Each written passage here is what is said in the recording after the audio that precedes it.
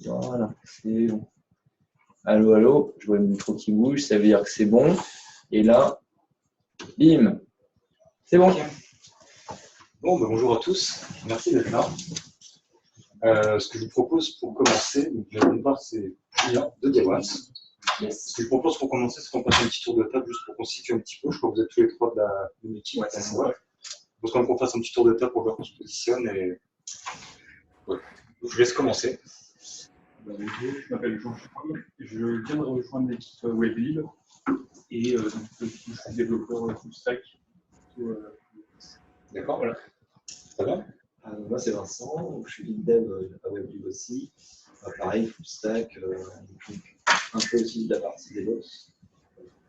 Et WebLib, juste pour resituer, on fait de la digitalisation de modèles. D'accord.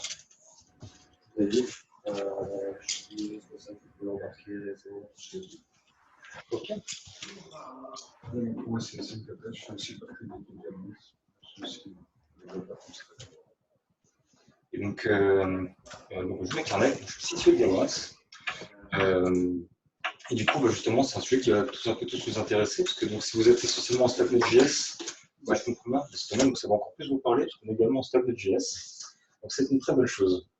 Donc, l'objectif de la présentation, c'est qu'on parle des microservices et de l'orchestration de containers via Docker et Docker Swarm, et un petit peu des challenges qu'il y a sur les microservices et des avantages ainsi que des inconvénients. Ainsi que la containerisation et l'orchestration des containers. Donc l'objectif, c'est que je vous fasse une présentation assez générale. Donc, je ne connais pas exactement, est-ce que vous êtes familier un petit peu avec les microservices ou pas du tout? Ici, en fait, nous, c'est un enjeu parce qu'on a construit en fait, une API. On a repris une ancienne, enfin, on a redéveloppé de zéro. D'accord. Et on l'a un peu construit comme au départ, comme on était un peu pressé par le temps, comme un seul service. D'accord. Et donc là, il y a la problématique. Alors, tout ce qu'on fait maintenant de nouveau, on l'isole justement en microservice. D'accord. Et il reste cette ancienne API qu'on maintient et qu'on va essayer de redécouper justement. C'est un peu tout l'enjeu. D'accord. Très prochain mois. Ok. On a oublié de citer Christophe Brun, là, de Tiki, excuse-moi Christophe. En ligne. Je pense que Christophe, tu nous entends. Si tu arrives à trouver le bouton unmute plutôt. En tout cas, je peux te unmuter, j'espère que tu ne fais pas des choses. Voilà. Salut, on t'entend Christophe? Oui, on t'entend. Bonjour. Salut. Bonjour. Donc, on t'a oublié un tour de table, désolé Christophe. Non, il n'y a pas de problème. Donc, moi, je suis chez Tilki et je suis directeur technique et lead développeur. D'accord, super. Du coup, est-ce que tu peux nous dire rapidement sur quel stack vous utilisez, quel est ton niveau de familiarité avec les microservices et avec l'orchestration de containers? Donc, je connais assez parce que j'en ai fait dans ma précédente vie avec Docker et enfin, tout ça. Donc, nous, aujourd'hui, c'est juste voir un peu comment ça s'intègre chez Oracle et du coup, comment… D'accord. Très bien. Bon, du coup, la présentation est assez générique. Ouais, et à ce niveau-là, Christophe, par rapport à Oracle, en fait, là aujourd'hui, ce que Julien va présenter, c'est un retour d'expérience sur ce que eux ils ont développé chez Diawans. Mais par rapport à Oracle, on a une session vendredi après-midi sur la stratégie container Oracle, qui sera en full remote aussi. Je ne sais pas si tu t'es noté. Non, je ne l'ai pas vu, mais je me note et ce sera disponible. Pas de problème. Ok, super. Ok, merci à toi. Du coup, la présentation est assez générique. Je ne pense pas qu'on aura un public si averti. Donc, c'est très bien, c'est mieux parce qu'on va pouvoir passer les slides qui sont un peu plus génériques et se concentrer plus sur les skills et sur les points d'intégration qui sont plus intéressants pour nous. Donc, les microservices, qu'est-ce que c'est? Quels sont les avantages, les challenges et surtout les best practices pour s'assurer Parce qu'aujourd'hui, nous, on avait au début une architecture qui était vraiment monolithique, mais très vite, on s'est rendu compte des limitations qu'il y avait en termes de développement, de scalabilité, pas mal de niveaux finalement, et du besoin qu'on avait finalement de bouger sur une architecture microservice. Donc, la définition d'un microservice, je pense que vous le savez, c'est un petit service qui est censé faire qu'une seule chose, il est censé très bien la faire. C'est un service qui est indépendant, et c'est un service qui est censé avoir qu'une seule source de données. L'idée, c'est une erreur commune dans les microservices, c'est typiquement d'avoir plein de services qui attaquent la même base de données. C'est pas facile à faire, mais c'est typiquement quelque chose qui est vraiment important. L'idée, c'est d'avoir un service qui est dépendant des mêmes, de différentes tables éventuellement, mais en tout cas d'une source de données. Si à tout moment vous avez des questions, n'hésitez pas à m'interrompre surtout. Hein. L'idée, c'est qu'on puisse échanger. Le schéma qui est assez basique, tout ça d'ailleurs, j'ai récupéré ça du site de Martin Fowler. Je pense que vous avez dû suivre si vous avez étudié un petit peu la documentation, ce qui se fait sur web sur les microservices. C'est lui qui a été à l'origine de pas mal de choses et qui a écrit vraiment le plus de documentation et de détails sur les principes d'architecture, notamment en microservices. Donc, la différence entre une architecture monolithique et une architecture en microservices, c'est simple. Monolithique, on a une grosse application qui fait tout, une grosse base de données. Et l'idée du microservice, c'est qu'on ait chaque service fasse une seule chose et qu'il soit attaché à une source de données, sachant que chaque service peut être scalé, ce qu'on va voir juste après. Donc les avantages. L'avantage qu'il y a avec le microservice, c'est qu'on a une approche qui est tout de suite très modulaire. On a aussi une séparation des responsabilités qui est très forte, parce qu'on va pouvoir avoir des services qui vont être plus axés sur l'algorithmie, des services qui vont être plus axés à faire des opérations simples d'écriture ou de lecture sur la base de données. Du coup, c'est beaucoup plus simple à maintenir, c'est beaucoup plus simple de scaler même en termes de développement. Si on veut typiquement développer une nouvelle fonctionnalité, on peut lancer quelqu'un sur un sujet sans qu'il impacte d'autres services. Et l'indépendance. L'indépendance, les services, c'est quelque chose qui sont censés être simples, suffisamment simples pour que ce soit facile à manager.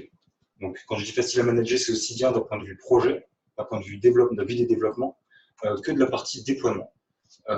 Et d'un point de vue, on va dire, opérationnel sur une plateforme, ce qui est intéressant, c'est qu'on va limiter les points d'échec qu'on aura sur une application. Quand on est sur une application monolithique, on a une entrée ou un endpoint qui plante, malheureusement, toute l'application va planter et on n'aura plus de service. Là, on a un système de contingence qui fera que le service va planter, mais derrière, tous les autres services vont continuer de fonctionner. L'autre avantage, c'est qu'on a des releases indépendantes. On peut faire vivre les différents endpoints sans impacter des choses qui sont plus ou moins lourdes. Donc, on est beaucoup plus agile dans le cycle de release. Et on est aussi indépendant au niveau des déploiements. On peut travailler sur différentes features, sur différentes branches. On n'est pas un truc avec des milliers de branches si on est une équipe nombreuse à travailler, par un projet monolithique bien sûr. Donc on est complètement indépendant sur les releases que l'on peut faire. L'autre avantage également, c'est que la partie scalabilité. Comme je disais juste avant, l'avantage c'est qu'on peut déployer très rapidement. Aujourd'hui, ça nous arrive que sur certains services, on déploie plusieurs fois par semaine sur le même service, des fois même par jour. Si on a besoin, qu'on voit qu'il y a une erreur ou qu'on a mal réussi à identifier, pas forcément en production, mais en tout cas, c'est l'agilité qu'on a facilement déployée et que ce soit intégré dans des process. Donc, l'autre avantage, c'est qu'on peut scaler différents services. Aujourd'hui, un service typiquement qui va être très simple, qui va faire des opérations en bas, ne sera pas forcément scalé. Un service, par contre, qui aura des fortes opérations qui vont demander par exemple, beaucoup de mémoire, beaucoup de CPU, qui font des exécutions sur des process longs, un traitement sur des fichiers, sur de l'image, sur de l'audio, de la vidéo, et donc on pourra complètement les isoler et les scaler suffisamment. Je vais revenir juste dessus après, sur des machines spécifiques, aussi bien sur des machines spécifiques qu'en nombre d'instances qu'on voudra déployer. Et c'est notamment utile pour Node.js, qui est single core. Et du coup, plutôt que de faire entre guillemets, des usines à gaz avec, par exemple, des process managers ou ce genre de choses, là, on peut simplement dire, je mets le nombre de containers par rapport au nombre de processeurs, je peux en mettre plus, parce qu'on peut partager les process. Et là, quand tu parles de multiplier les containers d'un même microservice, parce que ce service-là, sur le plan fonctionnel, a besoin de plus de puissance, on va dire, tu vas donc multiplier les microservices sur les containers, tu vas faire du scale out, tu vois. Et est-ce que vous faites aussi dans votre architecture d'Alloy du scale up, c'est-à-dire aussi allouer plus de ressources, mais à un seul et même container, à un seul et même microservice, tu vois, qui est plus sur le plan unitaire de. Alors aujourd'hui, le scheduling, on préfère justement, généralement, c'est un peu risqué de faire ça. Si un bit de mémoire ou typiquement un process l'exécution d'un process qui n'est pas fermé ou continue de s'exécuter, va potentiellement bloquer les autres. C'est pas forcément recommandé. L'idée, surtout avec Node.js en particulier, c'est d'avoir des processeurs qui font des choses simples, qui s'exécutent, mais qui sont limités dans leur exécution, et potentiellement même qu'on les sature en mémoire et en CPU, parce qu'on ne veut pas potentiellement que ça mange toutes les ressources du serveur. on peut potentiellement laisser de la place aux autres services. Je préfère multiplier. Et donc, c'est préférable de les multiplier. Il faut les load balancer, du coup. Mais du coup, il faut les balancer. C'est ce qu'on va voir d'ailleurs juste après. Donc, je répète par rapport à ce qu'on disait, contingence, on limite les échecs, ou en tout cas les points de failure, les point of failures. On a des releases qui peuvent être indépendants par service. On a des déploiements qui peuvent être également indépendants. On n'est pas obligé de tout redéployer toute l'application comparé à du monolithique. Et encore une fois, je pense que vous n'êtes pas à convaincre.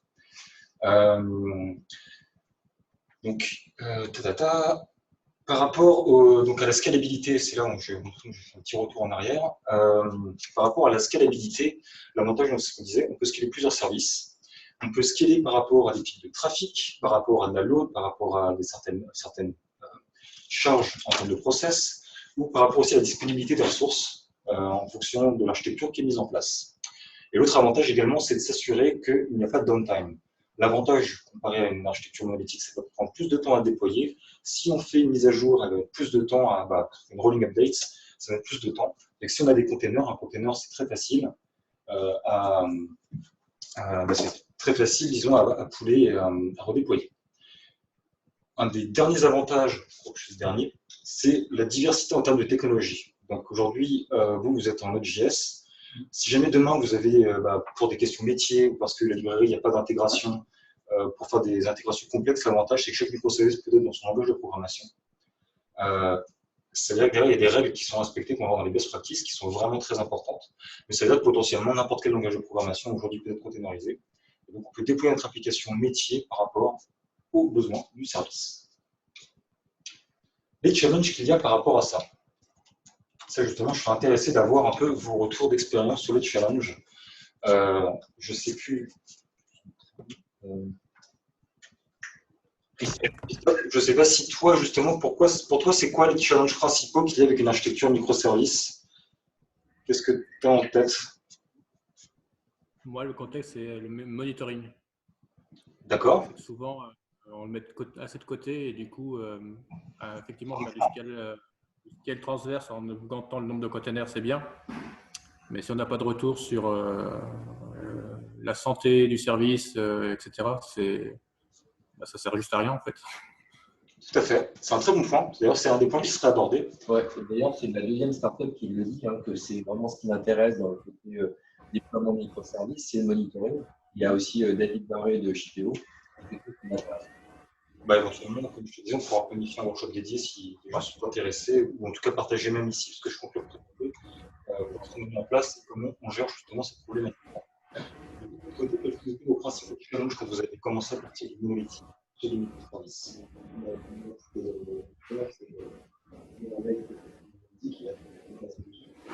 On utilisait une seule source de données théorique. On a des choses d'un point de vue applicatif qu'on voit à peu près comment isoler. Après, il se pose la question de mais oui, mais elle tape sur la même source de données pendant un temps. Pour l'instant, on garde des avantages. On a fait à ça. Il y avait ça, il y avait tout simplement aussi la mise en place. Parce qu'il y a un moment, quand tu parles de quelque chose pas dockerisé et de monolithique et que tu veux l'emmener vers du Docker, plus effectivement sur l'orchestration, etc., il faut quand même se former sur les différents outils et c'est pas si immédiat que ça. Il y a quand même trois petites choses qui sont pas si évidentes. Et il y a effectivement pour nous aussi l'aspect monitoring. Parce que le gros avantage finalement d'avoir une appli monolithique, une seule API par exemple, dans le cas, c'est que tu poses un seul agent dessus, ça te le monitor. Et t'es tranquille. Et t'es tranquille. Alors que si t'en as il faut. Sur le principe, ça dépend si t'es sur plusieurs pays ou si c'est une contrainte. Oui, bien sûr, oui, bien sûr. Si t'as qu'un seul serveur, là c'est plutôt facile. Si tu veux faire du load balancing, ça commence déjà plus se compliquer. Oui. Même du monolithique, ça peut vite devenir compliqué finalement. Mais c'est sûr que les microservices. C'est l'endroit où tu sais que si c'est eux, c'est pas eux, et si t'as des. Tout se passe bien. Alors que si on a X, il faut forcément déployer X. Tu vas avoir un outil qui va bien pour pouvoir tout à l'heure. D'accord. Très bien. Du coup, par rapport au challenge, ce que je pense, ce que j'ai identifié, c'est que d'une part, comme je pense que c'est un peu ce qu'on s'est tous dit là, c'est que c'est plus difficile à développer, c'est plus difficile à monitorer. Mais il y a également un autre aspect, c'est au niveau des performances. Clairement, le fait qu'on ait des microservices et du transfert réseau, on va créer un overhead de niveau réseau, un overhead de niveau réseau, qui n'est pas neutre. En tout cas, ça dépend après de l'architecture et à quel point les services, enfin, en tout cas, un appel qui va rentrer dans une API, comme vous mentionnez, potentiellement, ça va appeler 10 microservices. Ça veut dire qu'on va passer 10 fois dans le réseau à faire des allers-retours avant de pouvoir donner une réponse. Donc, ça, faut bien aussi en prendre conscience et faire attention à ça. J'ai envie de dire particulièrement quand on a des déploiements qui sont sur plusieurs data centers, qui sont sur plusieurs régions. Donc ça, c'est quelque chose sur lequel il faut être très prudent. Il y a toujours, on parlait tout à l'heure de limiter les points d'échec et d'avoir de la contingence. Il y a toujours le fait que potentiellement, si c'est le service d'authentification que tu as payé authentifié et qui tombe, potentiellement, il peut quand même y avoir des risques d'échec. Ça, c'est une réalité, ça ne change pas.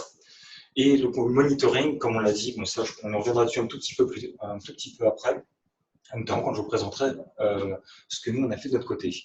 Effectivement, qui est beaucoup plus complexe. L'autre point qui est vraiment très compliqué, en tout cas sur lequel nous, on a suivi quelques plâtres, c'est de maintenir de la consistance. Et aujourd'hui, c'est quasiment impossible de dire que tu auras 10 services qui seront toujours avec la même consistance, les mêmes conventions sur tes 10 services.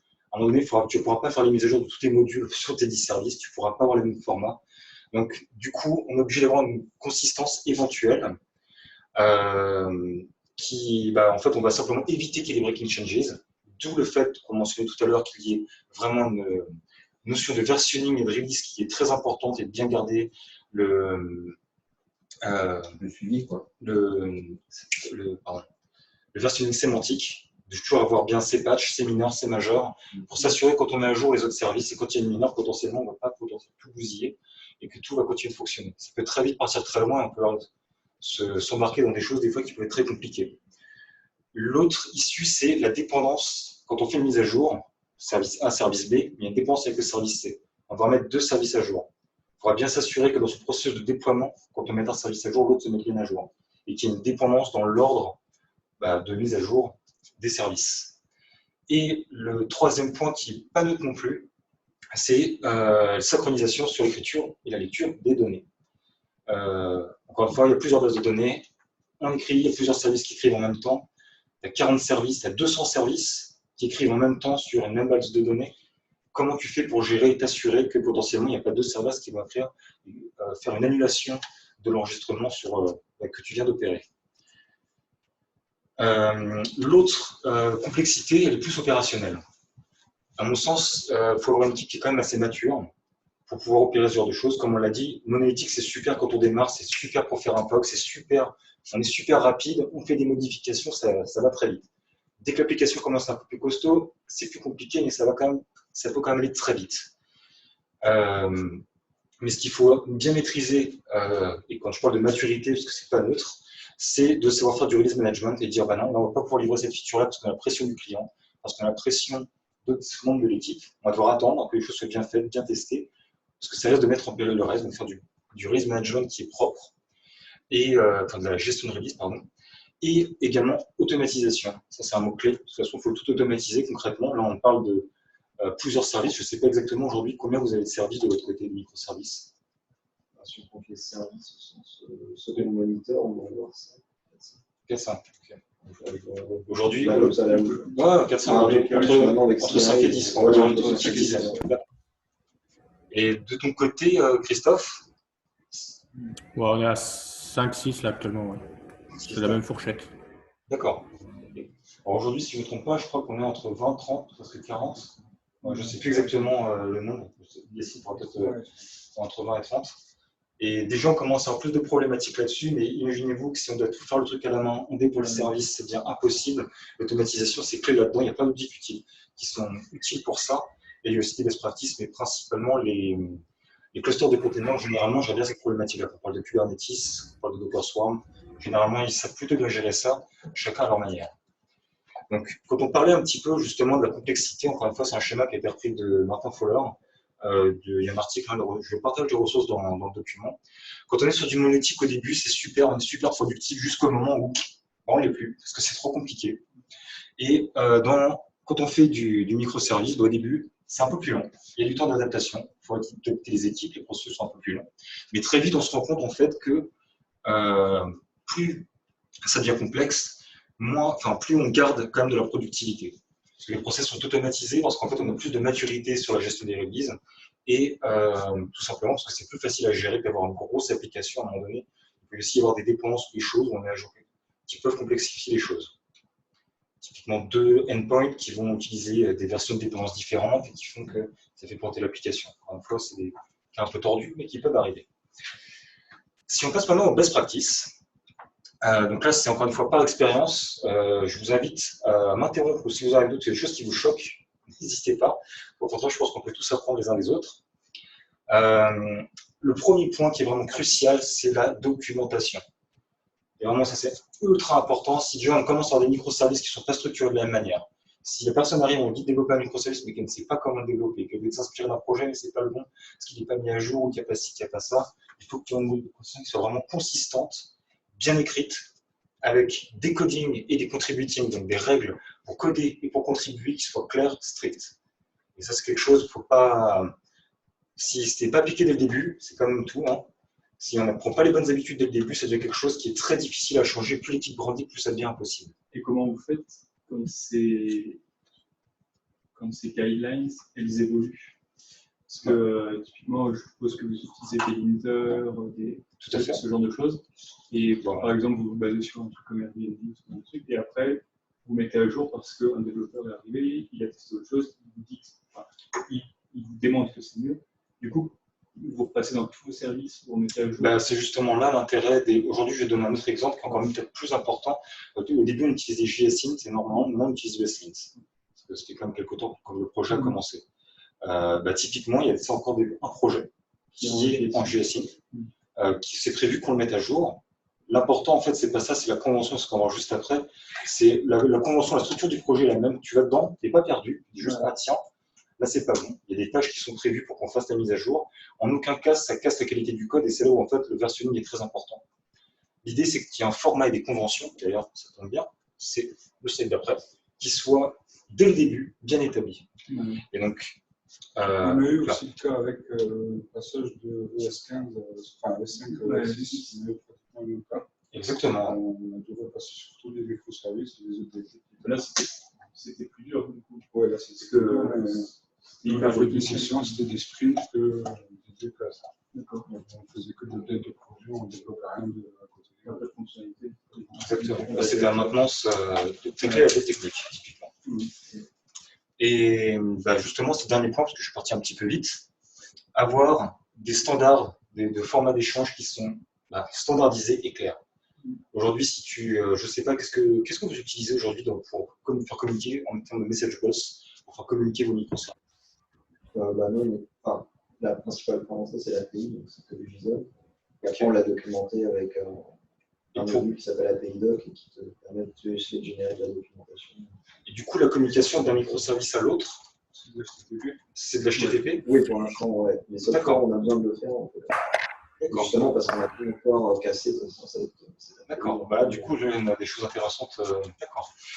Et de ton côté, Christophe, aujourd'hui, comment communiques-tu? Tu utilises un message bus, un bus de messages pour communiquer entre tes microservices, ou est-ce que c'est le protocole HTTP ou est-ce que c'est autre chose? On a du REST HTTP, on a du SQS, enfin du Q-Service. D'accord. Et du MQTT pour l'embarquer, on a un objet connecté. D'accord. Ok, intéressant. Intéressant. Un renard connecté. Exactement. Je reviens sur les conventions parce que je répète là-dessus et c'est vraiment important qu'on ait des conventions qui soient fortes sur la façon dont on écrit le code, mais également sur les formats de messages, sur les erreurs et sur les logs. Si on a des logs qui sont formés entre deux services de manière différente, si tu veux tracer qu'est-ce qui s'est passé de ton point d'entrée à travers ces 10 microservices qui ressort, c'est juste impossible si c'est pas, en tout cas, ça devient très vite une usine à gaz si c'est pas consistant. Les messages d'erreur, c'est pareil. S'il n'y a pas une convention qui est respectée, ça devient impossible. Du coup, c'est très difficile de monitorer quand tu auras une exception, de savoir, oui, mais là, je ne comprends pas, c'est pas le même format, ah oui, c'est parce que c'est celui-là. Et du coup, ça, c'est mieux de le faire dès le début. Mais en tout cas, tant qu'on a peu de services au début, on a fait pas mal d'itérations quand on avait 2-3 services au tout début. Parce qu'on a fait une migration qui a été faite au fur et à mesure. On a plugué les microservices monolithiques jusqu'à temps qu'on arrive à se débarrasser du monolithique. pour pas qu'on fasse du grand Big Bang et que potentiellement plus rien ne fonctionne d'un point de vue opérationnel. En tout cas, on n'est pas ni les ressources ni le temps pour faire ça. Parce qu'on est quand même développé à côté. Pas que taper de la technique ou d'évoluer sur une nouvelle architecture. Donc l'autre par rapport au monitoring et au troubleshooting, donc on a discuté un petit peu. Donc ça peut devenir très vite très complexe, on sait tous. Et du coup, là, c'est plus simplement faire un tail sur un fichier de log de son application monolithique. C'est plus simplement de suivre les stack traces qu'il peut y avoir. C'est trop simple. Là, potentiellement, on va devoir mettre en place des systèmes distribués pour récupérer les logs aussi bien système, parce qu'on va avoir différentes machines, que les logs applicatifs de différentes applications qui sont potentiellement dans différents langages de programmation, qui sont potentiellement sur différents data centers, qui sont, alors je ne sais pas, on a parlé d'objets connectés, mais aujourd'hui on a un pseudo IoT, parce qu'on distribue également des SDK dans la nature. On en parlera un petit peu après.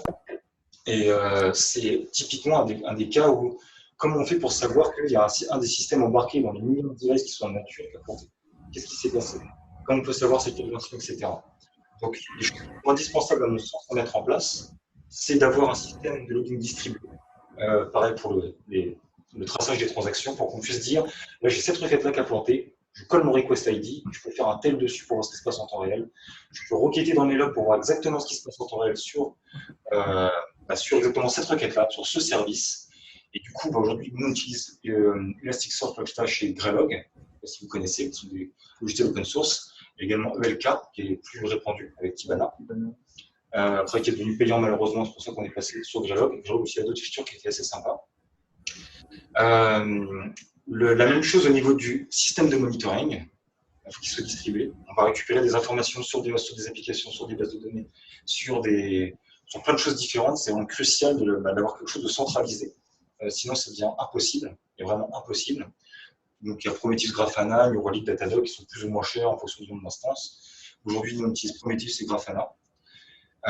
Et l'exception monitoring, c'est pareil, l'idée c'est quand il y a une exception non gérée, qu'on puisse le récupérer.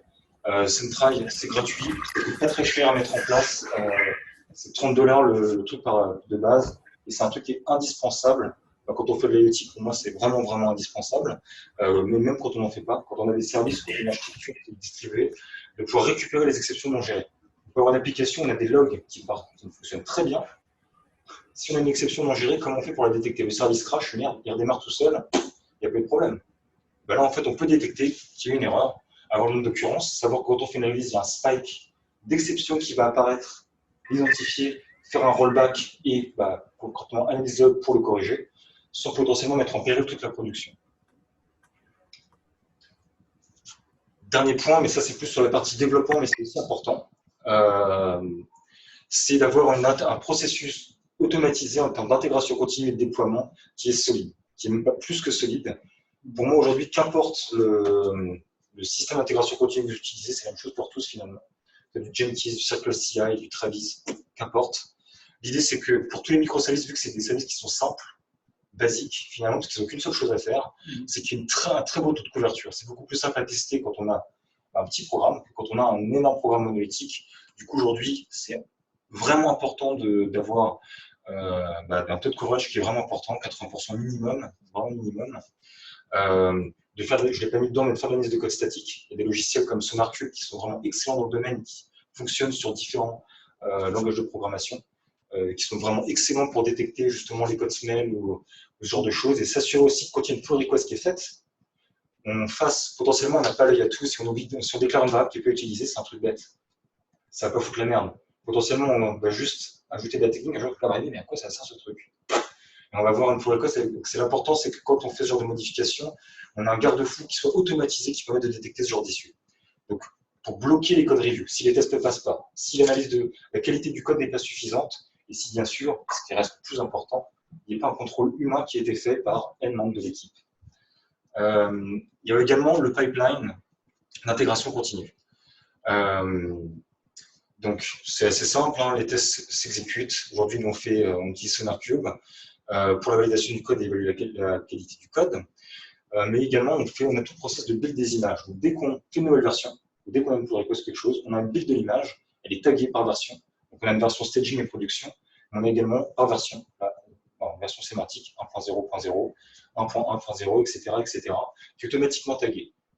L'avantage qu'on a de faire ça avec l'intégration continue, le déploiement continu, c'est qu'il y a une merde en production, on peut revenir en un clin d'œil en arrière et, entre guillemets, comme si de rien n'était, mais se retravailler sur l'image sur laquelle on est en train de bosser pour faire un patch et corriger l'issue.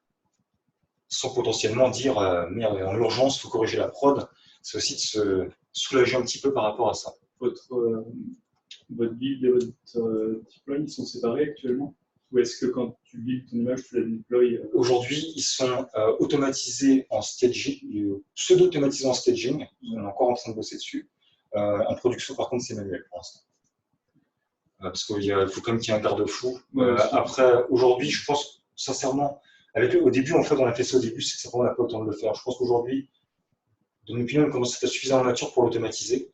Parce qu'aujourd'hui, on a vraiment le système de versionning, toujours le système de test, des processus de qualité qui sont beaucoup plus importants que ce qu'on avait avant.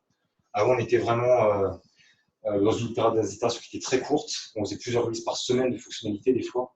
Quand on avait rush pour des clients, ce genre de choses. Et qui était bien, mais qui nous a potentiellement nous a fait accumuler la dette technique.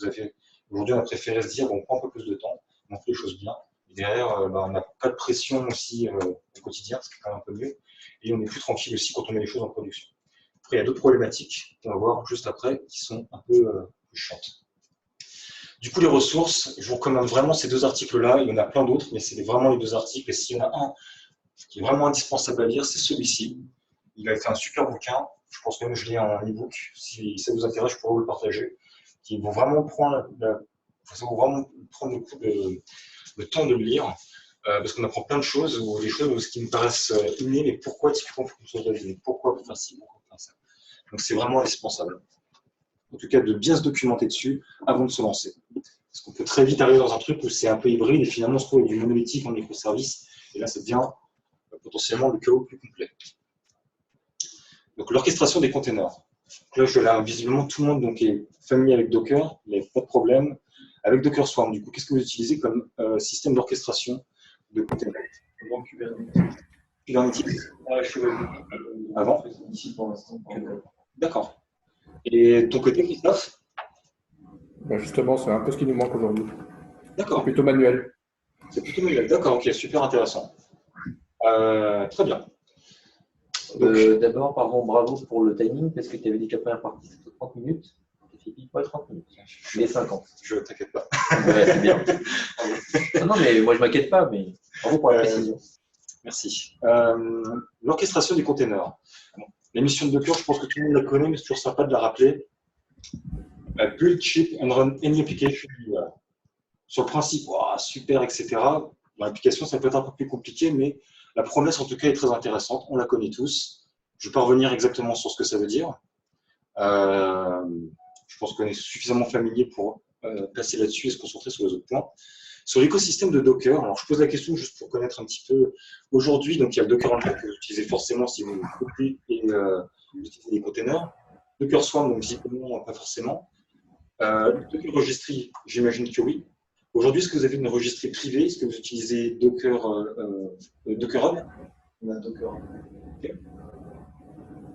De ton côté, Christophe, tu utilises aussi Docker Hub ou tu as un dépôt de registrie privée? On a utilisé deux. D'accord, ok, intéressant. Est-ce que du coup vous êtes familier avec Docker Machine et Docker Compose? Docker Machine Compose, oui. C'est pas, pardon? Deprecated. Je crois que ça a été. C'est pas tout à fait déprécié, c'est entre eux, ils sont encore en train de voir parce qu'en fait ça permet de déployer assez facilement de builder une image sur AWS, sur Azure, sur différents fournisseurs de cloud et déployer potentiellement ton Docker Compose dessus. À l'époque c'était deprecated en fait quand tu faisais du développement, tu avais besoin de Docker Machine sur Mac parce qu'il n'y avait pas la virtualisation, je ne me souviens plus du nom de virtualiseur qu'ils ont utilisé. Tu as une petite icône ici, un virtualiseur natif, donc tu n'as plus besoin de te connecter à une VM et d'avoir une dépendance avec VirtualBox ou d'autres systèmes de virtualisation. Ok, donc en fait vous êtes bien familier, c'est super. Et du coup Docker Compose, est-ce que tout le monde utilise et est familier avec? Parce que c'est très important pour la suite. Christophe aussi de ton côté? Ok, oui. Super. Donc le concept de Swarm, c'est comme Kubernetes. Hein. L'idée c'est d'avoir plusieurs Docker hosts qui en deviennent qu'un seul. Donc on a plusieurs machines avec Docker qui est installé dessus. L'idée c'est qu'on ait un cluster et qu'il fasse qu'on communique avec l'équivalent d'un seul gros serveur. L'image est très simple. Une machine, plusieurs machines, on a quand même un seul point d'entrée. Donc, je ne sais pas si vous êtes un petit peu familier avec la notion de manager et de worker. Il me semble que c'est plus ou moins la même sur Kubernetes. Mais l'idée, en gros, c'est que ce soit assez simple. Quand vous déployez quelque chose sur... Salut Charles. Salut. Quand vous déployez quelque chose sur Docker Swarm, c'est comme si vous déployez quelque chose sur tout simplement une seule machine. On va pouvoir mettre en place des stratégies de déploiement qu'on va aborder juste après. Oups, pardon. Pourquoi Docker Swarm? Et typiquement, si on fait la comparaison par rapport à Kubernetes. La première chose, c'est que vous êtes familier avec Docker Compose. Tout le monde là. Typiquement, ça veut dire que vous êtes familier avec Docker Swarm. C'est les mêmes standards qui sont utilisés. C'est la même chose, le même concept de service qu'on a aujourd'hui dans Docker Compose. Certaines API changent un petit peu en fonction de ce qu'on veut faire. On va revenir dessus juste après. Mais c'est vraiment la même chose. On est familier avec Docker Compose, Docker Swarm Init, on rajoute des machines ou pas. Vous pouvez déployer sur votre machine, sur ta machine dès maintenant. Tu peux te faire une swarm et déployer un swarm, même si tu n'as qu'une seule machine dessus. D'ailleurs, tu peux prendre un autre ordinateur qui est sur mon réseau pour rejoindre. C'est super facile à mettre en place, c'est pré-packagé dans Docker. Donc là-dessus, en termes d'installation, on n'a pas besoin de redéployer autre chose. Quand on prend l'exemple de Kubernetes, qui rajoute des dépendances d'overhead. C'est principalement pour ça qu'on a choisi ça. Et le Light Learning Curve était vraiment aussi important pour nous. C'est qu'on n'est pas tout à réapprendre un nouvel univers, un nouvel écosystème. En termes de temps, on n'avait pas le temps. Après, il y a des inconvénients par rapport à Kubernetes. Mais en tout cas, pour démarrer, c'est quelque chose qui est vraiment super intéressant. Et surtout que la communauté est très, très, très avancée. Et en fait, est de plus en plus, contribue de plus en plus parce que c'est quelque chose qui est intégré dans Docker. Aujourd'hui, il y a toujours les pour, les contre de Kubernetes. Est-ce que c'est le standard? Est-ce que c'est... Donc, il y aura toujours plein d'articles. En tout cas, après, moi, je vous fais un retour de l'expérience personnelle. Je vous fais un focus de présentation sur Docker Swarm en particulier. Les features principales, si vous êtes familier avec Kubernetes, c'est quasiment les mêmes. Donc, gestion de disponibilité. On peut lier plusieurs hosts Docker en un seul. On a un réseau qui est automatiquement mis entre ces différents hôtes. On peut faire du scheduling.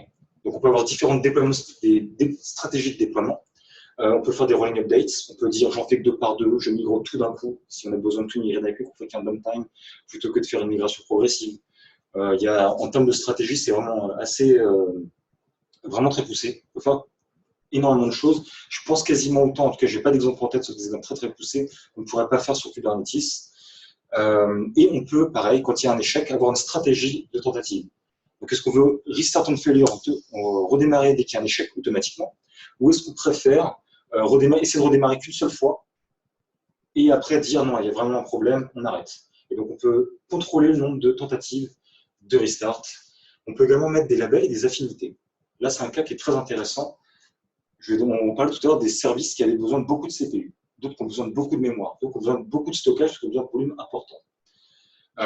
L'avantage de ça, c'est qu'on va pouvoir dire, on va pouvoir taguer ces nœuds, donc dans ce cluster de serveurs, on va pouvoir taguer ces serveurs avec des labels et dire ça c'est du iCPU, ça c'est du iDisk dur, iMemory, etc. On pourra vraiment leur donner des typologies et du coup déployer ou donner une région.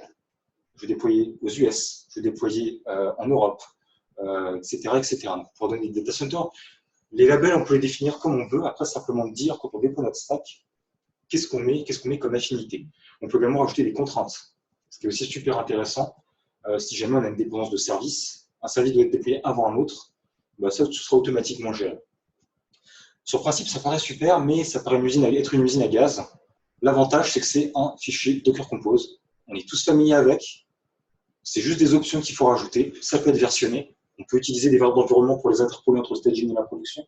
Donc, on peut avoir vraiment un environnement ISO en changeant juste les images et le paramétrage. C'est ce que nous, on a fait de notre côté. Et dans un des autres avantages, c'est le DNS-based Service Discovery. Mais si vous êtes familier avec Docker Compose, je pense que ça ne vaut même pas la peine. Ça vaut le coup de le mentionner. C'est mentionnable, on va dire. Les key features, à mon sens. Donc, c'est ce déclarative service model. Vous êtes tous familiers avec. Je l'ai fait très simple. J'avoue que je n'ai pas fait un truc compliqué. Je pourrais vous montrer un petit peu plus après ce que nous, on a fait plus en détail. Mais là, j'ai pris juste un exemple très simple. Ben voilà, là, on a 3 services pour un stack donné. Docker Stack Deploy, mon fichier YAML. Attention, parce que des features, surtout au niveau réseau, au niveau de Docker Swarm ne sont pas encore supportées. Elles sont supportées au niveau de Docker Compose. Si vous voulez faire un VPN, avoir de l'encapsulation, ce genre de choses, il faut utiliser Docker Compose. On utilise encore Docker Compose dans certains cas. Mais de toute façon, un VPN qui est sur plusieurs instances, c'est quelque chose qui est très compliqué. En tout cas, on ne l'a pas encore fait. Aujourd'hui, en fait, l'objectif, c'est que là, vous déployez votre stack, et c'est un fichier Docker Compose. Vous pouvez le déployer sur votre laptop, sur n'importe quelle machine. Donc, du coup, ce qui est intéressant, là, si on réfléchit bien, on ouvre un nouveau serveur, on installe Docker dessus, on a notre stack, on copie notre stack file, on stocke sur Docker si on a des images privées, en tout cas sur notre registry. On déploie notre stack et ça fonctionne. Il y a juste à faire à pointer les DNS au bon endroit. C'est ce que tu as fait la semaine dernière. Et c'est ce que j'ai fait la semaine dernière, exactement. Sur l'infrastructure Oracle, en fait, et ça a pris 15 minutes. Tout à fait. Ça a pris un petit peu de temps parce qu'il y avait une petite cagade avant. Il y a aussi un autre cas pratique, c'est quand on a envie de faire un test fonctionnel. Par exemple, on développe les features sur un service, donc elle a besoin d'un autre service. On a juste un Docker Compose, on déploie les deux sur la machine. Exactement. Donc, les features qui sont vraiment importantes à mentionner, à mon sens, c'est ce qu'ils appellent le routing mesh. Ce qui permet en fait d'avoir, donc là on a un exemple qui est très simple. On a 3 nœuds, un manager, on a 3 nœuds, tout simplement. En fait, au niveau de Docker, il y a je ne me souviens plus du nom exactement, du service, tu t'en souviens, du load balancer interne, qui j'en ai une glace, je l'ai plus en tête, ça me reviendra. Mais en tout cas, ce qui est intéressant, c'est que là, on déploie une application qui va être sur ce service-là, ICPU. Le Web 2, qui va être aussi ICPU, on va dire, pour le principe de la démonstration, de l'explication, ça va être un iMemory. Et du coup, ici, on va pouvoir servir les requêtes qui seront traitées sur ces deux serveurs-là. C'est super intéressant. Encore une fois, je le rappelais tout à l'heure, il y a un overhead au niveau réseau, on le sait, il faut faire attention à ça, c'est prudent. Mais c'est super intéressant. Donc, ça veut dire qu'on peut déployer N nœuds, avoir nos ressources et nos services localisés sur certains nœuds qui sont plus spécifiques, parce qu'on n'a pas envie d'avoir un nœud avec beaucoup de CPU et beaucoup de disques durs, parce que ça n'a pas le même usage. Sur certains services, on va pouvoir les spécifier, enfin les rendre spécifiques. Du coup, on va pouvoir déployer, il y aura un load balancer à l'intérieur à Swarm qui va nous permettre d'exposer les ports sur chacun des nœuds. Si le DNS duo, pour moi, fait du sens, par exemple, sur la distribution de où router la requête en fonction, par exemple, de la plaque géographique, data center, etc. Ça, c'est bon. Au niveau de, une fois qu'on est dans la Swarm, un Swarm Load Balancer, effectivement, puisque là, tu as 2 services donc, en actif-actif, et après, du coup, tu as tes 2 load balancers et qui sont croisés, ça fait du sens. Tout à fait. Load balancer tes microservices. Ce que je n'ai pas compris, c'est le troisième, à quoi il sert? Le troisième, simplement, là, on a pris un exemple simple. Il n'y a qu'un service. Imaginez que vous ayez 100 services. Aujourd'hui, nous, quand on déploie, je ne sais plus, il y en a vraiment un paquet, parce qu'on a dit qu'on a entre 20 et 30 microservices. Et d'ailleurs, en termes de nombre d'instances, l'idée, c'est qu'on fasse de la disponibilité. Je prends un exemple, cette instance-là, elle tombe.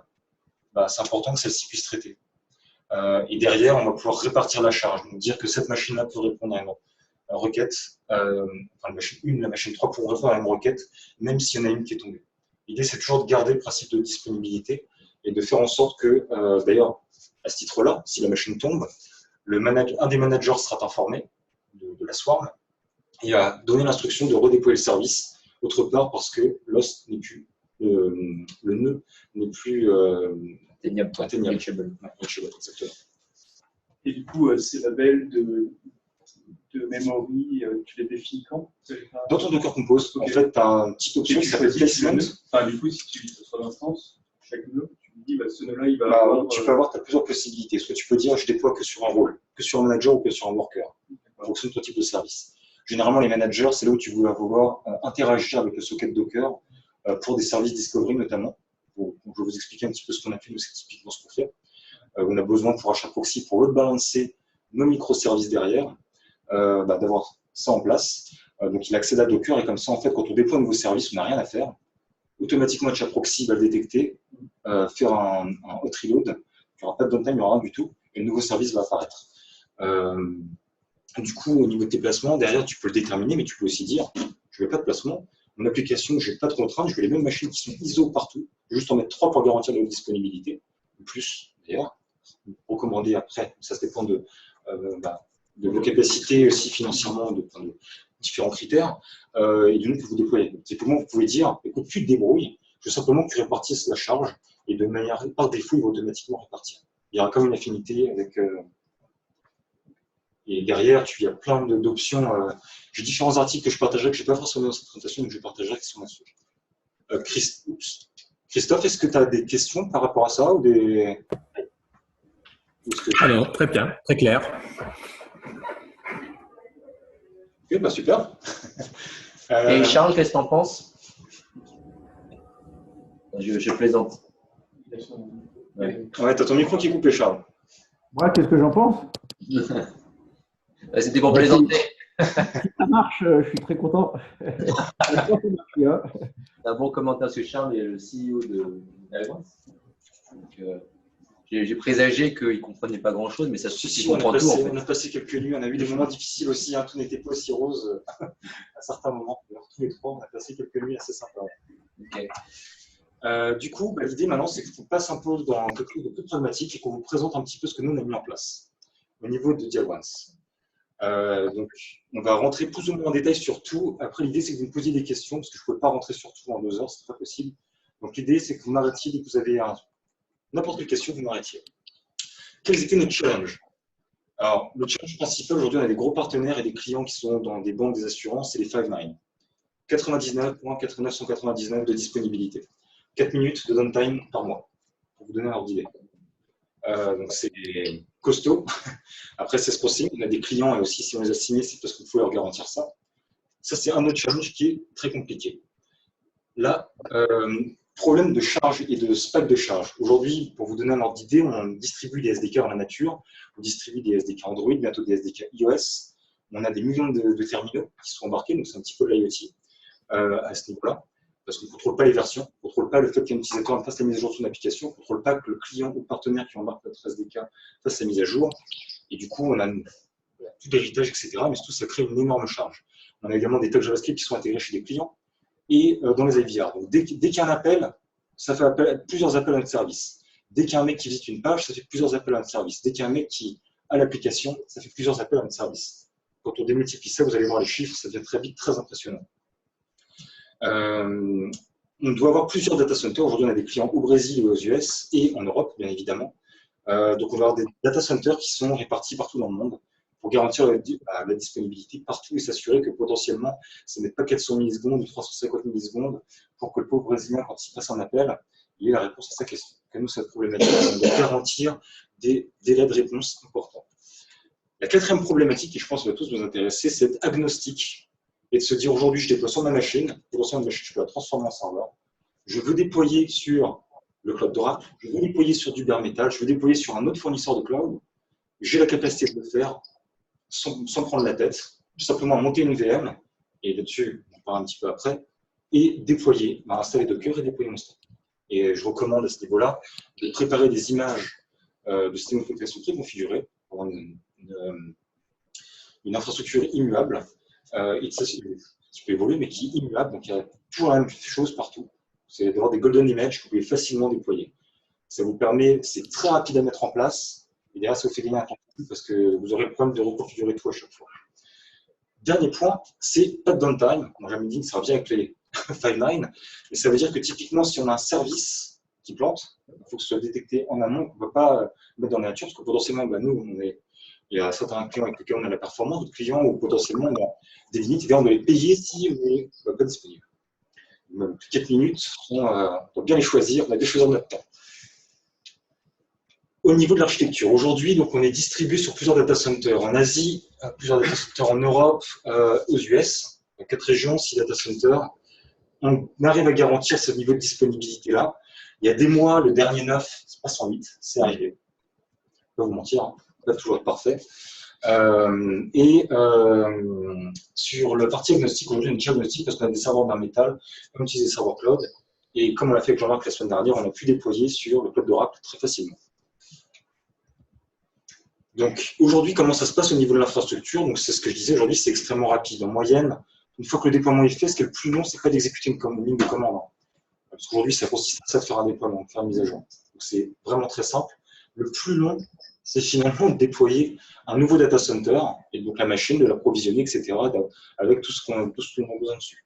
Une fois que c'est fait derrière, c'est une commande exécutée pour spawner la même configuration. Derrière, comme vous l'avez vu ici, on fait du latency-based load balancing DNS, c'est-à-dire qu'on va avoir des règles au niveau DNS qui vont faire un check par rapport à l'adresse IP de l'utilisateur qui fait la requête pour dire vers quelle région il est éligible. On va également faire un else check. On va dire, OK, je suis situé à Miami, en Floride, merde, il y a eu Irma, c'est vrai, on a eu quelques petits soucis. Il y a eu Irma, c'est pas grave, on a un autre data center, donc la requête va tout balancer ici.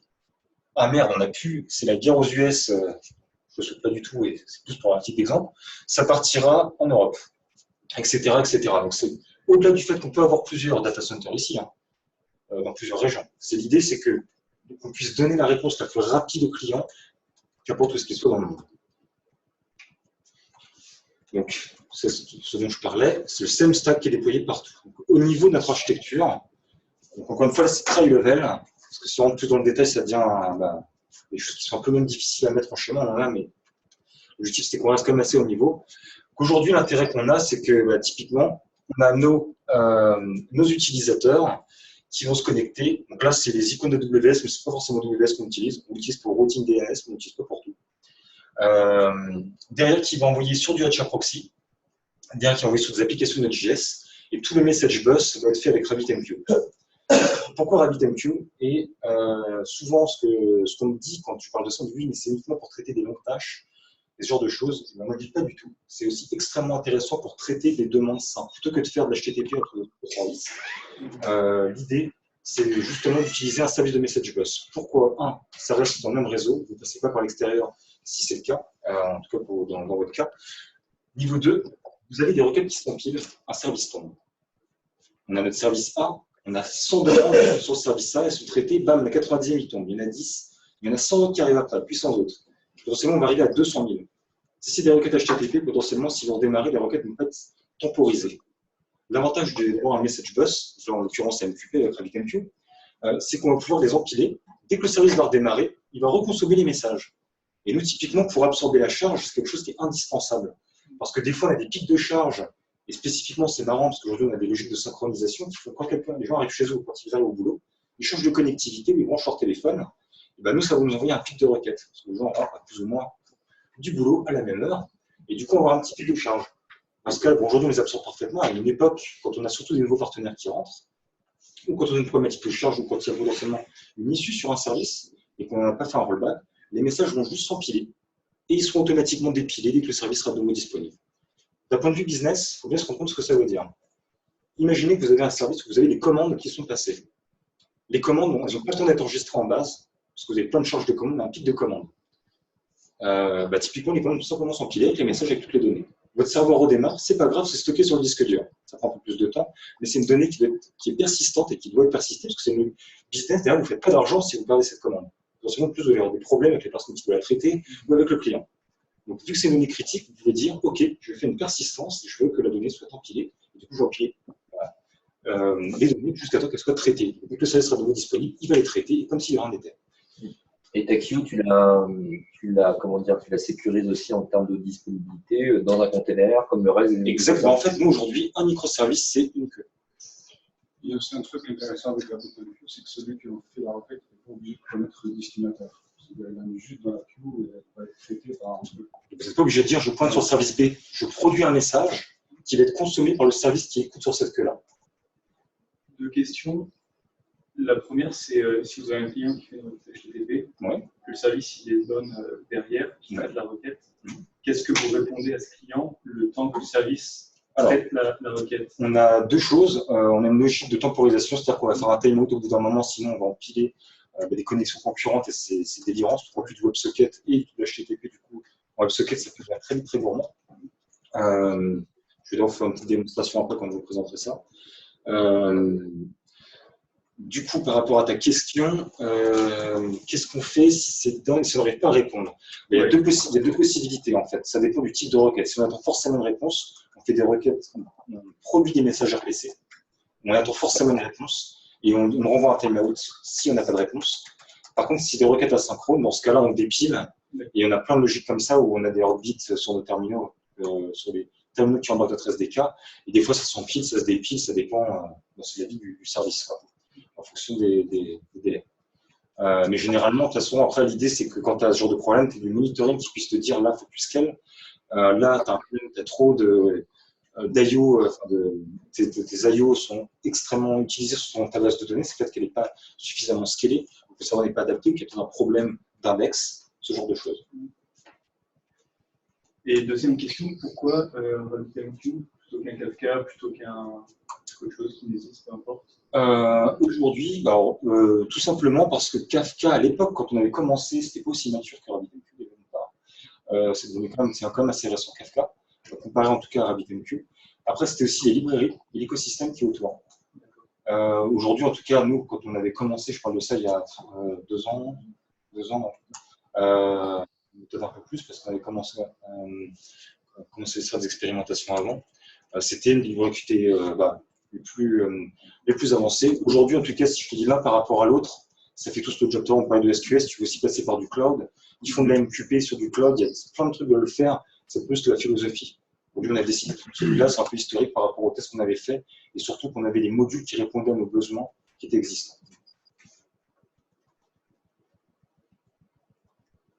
D'autres questions? Okay. Donc aujourd'hui, on a séparé, on a typiquement des différents stacks qui vont répondre à différentes choses. On va avoir des stacks typiquement qui vont servir les applications. On a un stack, donc typiquement l'application, c'est ce qu'on va déployer, qui va faire plus les gateways, plus les services. D'autres qui vont faire des choses qui ne sont pas forcément liées à la production, stack de monitoring, stack de logging, stack pour faire du machine learning ou pour la partie data, typiquement des ETL, ce genre de choses. Donc on a différents stacks et c'est ça la magie du truc, c'est que c'est un simple fichier Docker Compose. On va avoir une quinzaine, je ne sais plus exactement, qui nous permet de déployer par environnement. L'autre chose qui est intéressante, peut-être que ce n'est pas le cas de votre business aujourd'hui, peut-être que ça le sera demain. Supposons, en tout cas nous on en a besoin, on a besoin de déployer chez un client, de faire du on-premise. Là du coup, ça devient quelque chose qui est merde, on se dit voilà, on n'est pas du tout prêt et même là aujourd'hui on n'est pas encore complètement prêt. L'avantage de ça, c'est que potentiellement on peut le faire sur du cloud, on peut le faire sur notre machine, on peut le faire sur n'importe quelle machine, mais on sait qu'on est déjà ready, donc on aura beaucoup de facilité à pouvoir se déployer chez un client. Et même à déployer des services qui vont communiquer via VPN. Tout peut être très simplement configuré, préconfiguré au niveau réseau. Après, sur le papier, ça paraît très beau. Dans l'application, le réseau, c'est toujours très compliqué, surtout les VPN site-to-site. Ça mène pas mal de problématiques. Du coup, on a bien séparé ça. Donc, la partie applicative qu'on peut déployer chez nos clients. Après, on a d'autres parties qui sont pour la partie ETL et BI, là, qui est que pour nous. C'est que sur nos serveurs et qu'on déploie que de notre côté. Ça donne un peu un ordre d'idée plus global, un petit peu notre architecture. Et pour vous donner un ordre d'idée, aujourd'hui, on traite 10 milliards de requêtes par mois avec cette architecture. Et on a à peu près 10 millions de devices qui nous bombardent la tronche un peu tout le temps. Du coup, c'est pour vous montrer que l'architecture, en tout cas, elle est solide. Nous, en tout cas, on l'a éprouvé. Docker Swarm, mais nous disent oui, mais c'est pas assez mature, c'est pas ça. Par expérience, je peux vous dire, en tout cas, si ça arrive à supporter ce nombre de requêtes, on n'a pas des milliards de serveurs non plus. Hein. En termes de coût, ça reste relativement raisonnable. Sinon, on n'aurait pas choisi cette infrastructure, on aurait choisi autre chose. Du coup, on arrive vraiment à supporter des gros pics de charge avec, je crois, nos 200 à 250 connexions concurrentes en WebSocket, des pics à entre 5 et 10 000 requêtes par seconde sur des fois encore plus. Enfin, on arrive vraiment à absorber des pics de charge et l'avantage, en fait, c'est ce système de messaging rend la charge quasiment linéaire. C'est ça qui est super intéressant avec cette architecture. Qui a un coût, comme on l'a vu, il y a des challenges, parce que ça n'a pas toujours été facile depuis le début, mais derrière, on peut vraiment arriver à faire quelque chose qui, en tout cas, on n'a aucun regret. On va même continuer d'aller de plus en plus dans ce sens-là pour aller de plus en plus dans ce sens-là. Je vous ai partagé 2 ressources, si vous voulez voir notre stack ou nos projets, vu que vous êtes en Node.js sur Dialone, on a plein de projets open source. Typiquement, pour se connecter à RabbitMQ, on a fait un wrapper pour les conventions de messages, qui permet de gérer les formats des erreurs. On a open sourcé un paquet de choses. C'est un shameless plug, mais c'est toujours intéressant de la regarder. Et on a également outsourcé quelques stacks. Et on a le stack, sur StackShare, on a plus un peu tout le logiciel qu'on utilise. Donc, si vous êtes curieux pour savoir les bases de données, qu'est-ce qu'on utilise, etc., il y a les deux. Est-ce que vous avez des questions par rapport à ça ou des interrogations sur comment on gère avant qu'on passe à l'étape suivante qui va être une petite démonstration de déploiement qui va être assez rapide parce que je n'ai pas pris beaucoup de risques, mais voilà.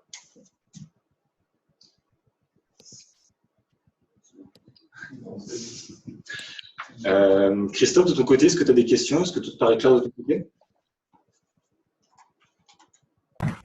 Non, c'est bon, tu peux continuer. Ok. Du coup, sur la partie démonstration, alors l'objectif, en espérant que tout se passe bien, c'est que je vous montre un petit peu les commandes. Donc là, la machine est déjà déployée. Et j'ai déjà mis la clé SSH, donc c'est un peu facile. Là, on a fait typiquement le travail qu'on avait fait, qu'on n'avait pas fait avec Jean-Marc, qu'on a fait ensemble avec Jean-Marc et Jean-Marc. Ça a pris un tout petit peu plus de temps parce qu'on avait fait une petite erreur. Donc là, on a déployé une machine sur Oracle Cloud Infrastructure, pardon. Je vais faire attention. On va commencer.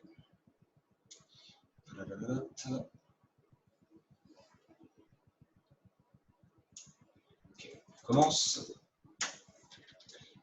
Donc là, tu es sur OCI, sur Oracle Cloud Infrastructure. Là, je suis sur ma machine, je me connecte en SSH sur la machine qu'on a provisionnée ensemble. Yes. Alors, juste un petit mot de préambule sur ce qu'on appelle OCI chez Oracle Cloud Infrastructure.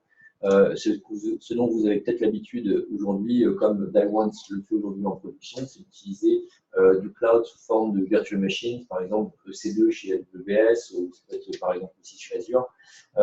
Et dans cette stack-là, du coup, on a des serveurs bare metal sur lesquels on a un OS avec un hyperviseur. Et puis après, on crée des VM dans lesquels il y a aussi un OS. Puis après, il y a la partie storage qui est virtualisée et la partie networking qui est virtualisée aussi dans l'image de la VM.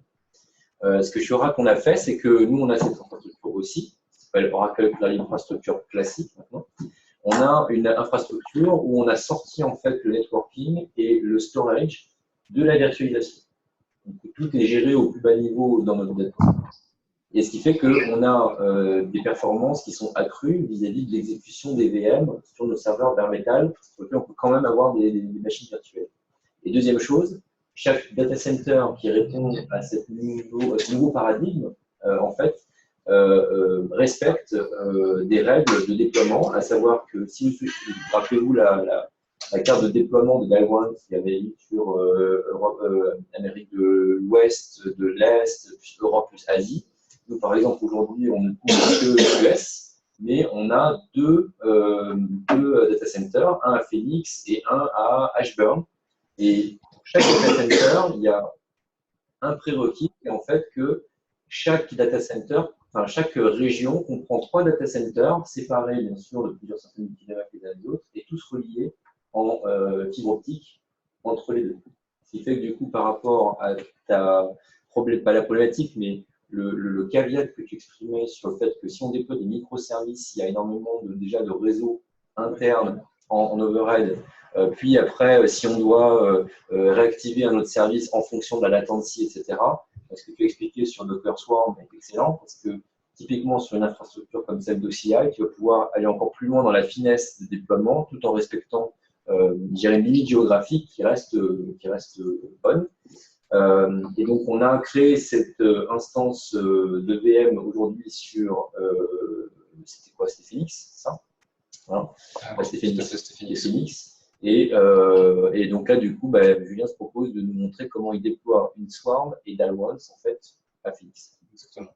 Donc, juste avant de prévenir, j'ai déjà paramétré le DNS qui pointe sur ce serveur-là. C'est un serveur sur lequel je me suis connecté. Les enregistrements DNS sont déjà réglés.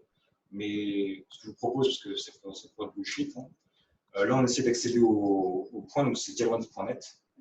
Donc là on essaie d'accéder au endpoint, et là, hop, là, on voit que là, il n'y a rien qui est déployé. Donc l'intérêt, je vous reconnecte sur le serveur. Donc l'intérêt, là j'ai déjà déployé aussi pour éviter d'avoir toutes les problématiques de sécurité qu'on va avoir à pouler les images. J'ai déployé mes stacks. On va regarder, donc là j'ai plusieurs stacks qui sont dedans, qui sont en fait un repo qui est versionné. Et du coup, si on regarde un petit peu, là, on va déployer deux choses. On va déployer un load balancer et on va déployer Dialwans.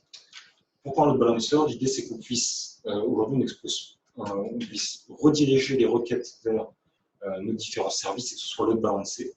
En plus du load balancer qui est un port de soin, on load balance ces services parce que vous checkez la santé du service. Le container peut être crashé, il ne peut pas forcément checker la santé du service. Donc, ce que je vais faire là, c'est que je vais vous montrer un stack file. Un stack file aujourd'hui, c'est très simple. Bon, là, ça paraît un peu compliqué parce que c'est un peu trop zoomé. En gros, c'est des variables d'environnement et c'est j'ai un réseau que j'expose en externe qui est proxy. Et je puisse dans mes autres stacks l'appeler. Et j'expose différentes variables d'environnement. Par rapport à l'optimisation de la compression GZIP, des stratégies de cache, l'HTTP, l'HTTPS, etc. Donc c'est concrètement un Docker Compose File. C'est du YAML version Python. Donc là, concrètement, on a fait un petit script pour le déployer, mais normalement, c'est pas beaucoup plus compliqué, c'est simplement pour cacher les variables d'environnement. Si je regarde le script vraiment ultra basique, on récupère le nom du stack et on récupère les variables d'environnement pour faire un déploiement, pour utiliser les secrets Docker. Là, on ne l'a pas fait. Donc derrière, on dit que c'est avec la registry hot, on prend le compose file et on déploie un stack name. Donc, hop, Docker. Pardon. Donc là, on voit qu'on n'a pas de stack déployé, donc il n'y a rien qui fonctionne. On n'écoute pas sur le port 80, pas sur le port 443. Donc, la première chose qu'on va faire, c'est qu'on va déployer HA proxy. Automatiquement, il va créer le serveur. Voilà. Et donc là, normalement, on devrait répondre sur le port, bientôt, sur le port 80 et voir, je crois que c'est celui-là.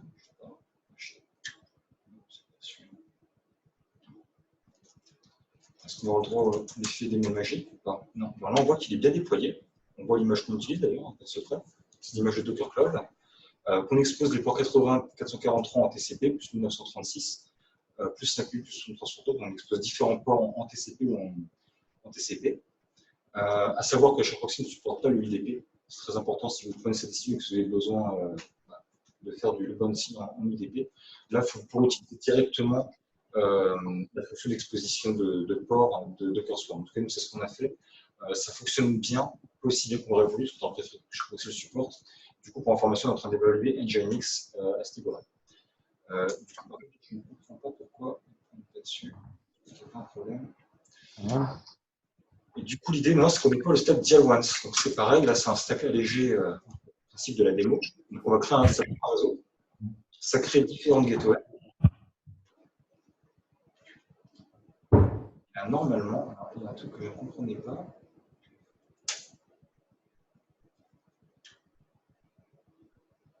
Je ne suis pas sûr de bien comprendre. Donc là, on va pouvoir voir que les services sont en train de se monter.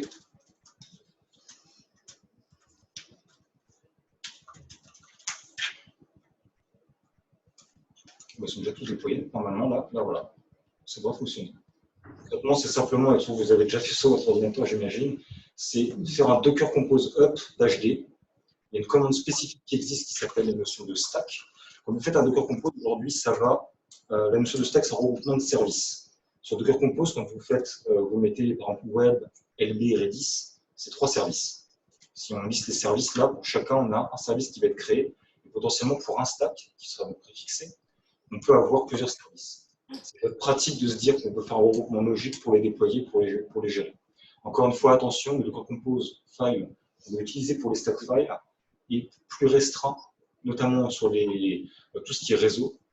Si vous voulez mettre en place des VPN, des stratégies complexes, vous aurez peut-être des limitations avec Docker Compose. Mais si vous écrivez un Docker Compose file version 3, 90% de choses pour que ça passe si vous utilisez, 99% de choses que ça passe si vous utilisez des fonctions très avancées. Du coup, concrètement, comme vous le voyez, là, au-delà, ce qui a pris plus de temps la dernière fois, c'était qu'on récupère, qu'on ait les bons crédits de choses pour récupérer les stacks. Une fois qu'on les a déployés, derrière, on peut faire ce qu'on veut. Et ce qui est intéressant, c'est que derrière, on peut voir le trafic également qui est ici. Alors, comme vous allez le voir ici, là, je ne dis pas de bêtises, on voit qu'on a 12 sessions. Donc c'est intéressant, là, on va rafraîchir une fois, 2 fois, 3 fois, ça met un petit peu de temps. Et là, normalement, si je rafraîchis, hop, on a 12 sessions, ça peut bouger. Très bon exemple. Effet démo. Effet démo. Je me demande, en fait, j'ai un doute. c'est pas la bonne adresse IP. Alors, si on n'est pas sur le bon truc, elle a changé l'adresse IP.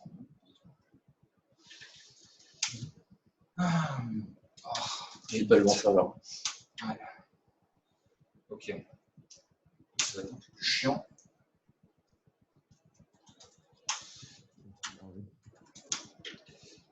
Tac.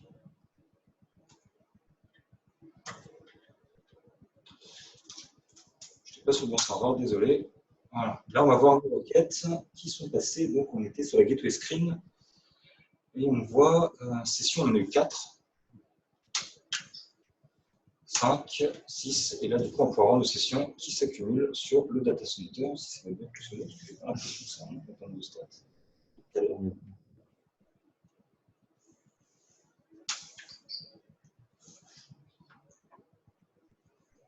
Bon. Effectivement, je ne comprends pas pourquoi les stats marchent sur la session. On va faire un... Si tu résous le DNS C'est ce name. que je vais faire. C'est peut-être un peu bizarre.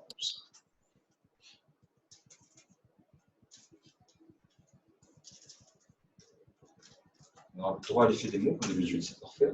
On est bien sur ce 95. Bon. Oui, il y a pas mis à jour.